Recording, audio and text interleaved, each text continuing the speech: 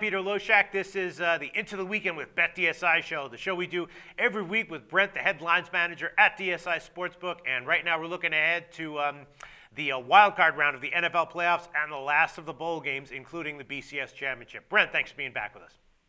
Yeah, it's good to be with you again, Peter.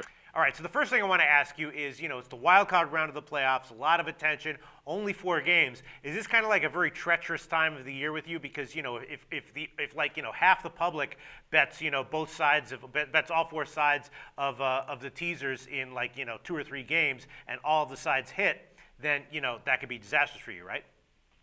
Yeah, it could be. I mean, it doesn't often happen that way, and of course, it doesn't happen that they bet that way and that they land that way. I mean, taking a look at this weekend right now, I mean, even counting our parlay and teaser chart, all that stuff, we're pretty well balanced. So we're in a good spot right now in terms of just sitting back and not having to sweat a whole lot. Now, if all 4 games land in terms of teaser range, yeah, that would be ugly for us. But it usually doesn't happen that way. So it only takes one to bust up a lot of them. Okay, and then what's the action like relative to the average NFL games? Is the action that you see on the average wild card game like twice as much as the average NFL game, or about the same? No, it's definitely a lot more. I would Okay. say probably 2 or 3 to 1, especially by game time, because they spread them out nicely for us. They're all on TV, of course, so everyone can watch all the games. So even the people who maybe would kind of sit back and pick and choose their games on a typical Sunday will be firing on basically all 4 of these games this weekend. Okay, well, let's see what you can tell us about the action on these 4 games. The first thing that I have to assume is that Cincinnati's a big public side. Yeah, the biggest public side I have actually is San Francisco, but Oh, really? the case with Cincinnati at home to San Diego, they're just 6.5 minus 115 right now. There's some 7s out there as well. I actually do have sharp money on Cincinnati as well, so that kind of scares us a bit.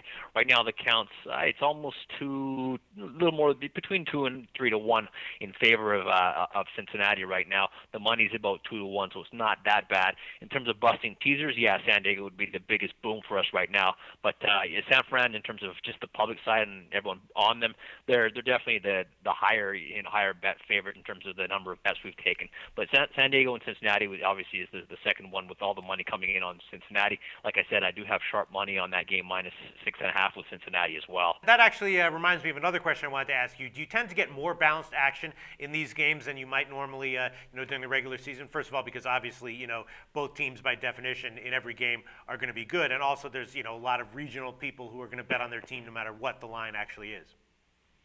Yeah, exactly, Peter. That's often the case. And you look at the teams. I mean, usually the public likes the good teams. That's what make public sides. And you take a case where, say, Saturday with New Orleans and Philadelphia. Those are 2 really highly public sides. So we're going to have any problem balancing action there? No, not at all. Same could be said for San Francisco, Green Bay. I mean, that's a game that we're just not going to have any trouble balancing up at all. So yeah, it is. I don't know if I'm going to say it's easier to balance action, but we do tend to have closer charts and obviously a ton of volume. So playoffs are typically good for us, yeah. And again, the only thing, kind of caveat, as you touched on earlier, is if all the teasers cash, that's never good for us. So what kind of sharp action do you usually see on these games? You told me that you've already taken sharp action on Cincinnati. That's interesting. Yeah, taking sharp money on Cincinnati minus the 6.5, and we took early money on the under the San Francisco Green Bay game. That total was 48 when it came out.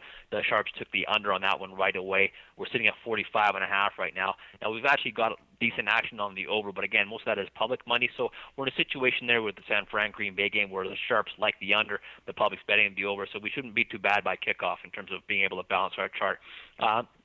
It varies by game in terms of how much sharp action we see. Obviously, the public is going to get involved just because these are, NFL playoff games and they're on TV. They're fun to watch. They're fun to bet on. But in terms of our chart right now, I mean, we're really balanced on the KC Indianapolis game, both the side and the total. We're really balanced on New Orleans Philadelphia as well. The totals, the count's about 2 to 1 over there, but it's not scary in terms of the dollar volume we've taken. So, yeah, I mean, the action's good so far. And again, the sharps will come and pick their spot. Sometimes we'll have 4 games out there and they're on, 2 sides and 2 totals. And in a case like this weekend, as of right now, I've only got the 1 side Cincinnati and the 1 total with the under in San Fran Green Bay being sharp. But again, it's all about the games, the matchups, and the numbers we put out. But you haven't gotten any sharp action on Green Bay on the other side of San Francisco? No, I mean, honestly, we took a big bet on basically every one of these games. We took some big bets on Kansas City plus 2.5 and plus 1.5. We took some big bets on Philadelphia minus 2.5. Green Bay +3 -15, and even San Diego we took +7 -115, -110 I think it was a couple big bets. So it only takes a couple of big bets like that to kind of set your charts back right. So right now we're in a decent position, and the money's obviously you take a big bet, you move off it just because Right. anyone can win at any given time, of course. So you still move off the action regardless of whether it's super sharp or not. These big bets that I refer to, the KC, Philadelphia, Green Bay, San Diego, it's money that we respect, but not someone who's a real lifetime winner who's been beating us up at all. All right, but still, so that's interesting. So if one of those guys comes in and makes like a limit bet, you will move your line. Yeah, absolutely. Okay, and then let's just move on to the rest of the bowls. BCS championship game. Obviously, you've got huge action on that game, right? Is it mostly split? Yeah, we're pretty good in that game right now. I've got about twice as many bets on Auburn. Dollar Really? volume is probably about 2-1 favor of Auburn as well, so that line might creep down. A lot of the money. The thing is, when you get a game that's this big, you tend to get sharp action on both sides if you move the number accordingly. Now, you take a big bet on Florida State -6.5 and -7, which happened. Sharp money came in on those two sides. Those two numbers. Sorry. Now, when you get up to 9.5 and +10, people came in on Auburn as well, sharp money as well. So we're sitting 8.5 right now. So really, anything other than the game landing between those 2 points will be all right. Sharps did come on Florida State -7. They did take Auburn plus the 9.5. Some guys bought it to +10 as well. So we've seen decent sharp action on both sides of that game. So that's heading into the Monday game, we're feeling pretty comfortable about that. I've got a lot of money on the over as well. I've got some respectable kind of sharp money that came in the over 65. Right now we're 67.5, and we finally starting to get a little bit money back on the under. But it wasn't until we hit 67.5 that we got a little bit back. But the sharps did come on the over 65. So it sounds like you're balanced, but if Florida State wins by 8 or 9, that would be a disaster, right? Yeah, that would be 8 and 9, which, I mean, you really don't expect the game to land 8, but, All right, but if that did happen, how bad would it be? Would it be disastrous, or would you be able to weather it? No, we'd absolutely be able to weather. I mean, again, you're talking about one game about all these bowl games, and you've got to go back to, well, I'll take last night. I mean, Oklahoma beating Alabama, that was big for us, especially on the money line. Baylor losing outright to Central Florida, huge for us on the money line. Michigan State covering, beating Stanford outright, that was real big. So, I mean, you take those 3 games there, those will easily wipe out, anything that Florida State Auburn game landing 9 would do to us. Well, thanks so much once again, Brent, for all this great information, and we'll talk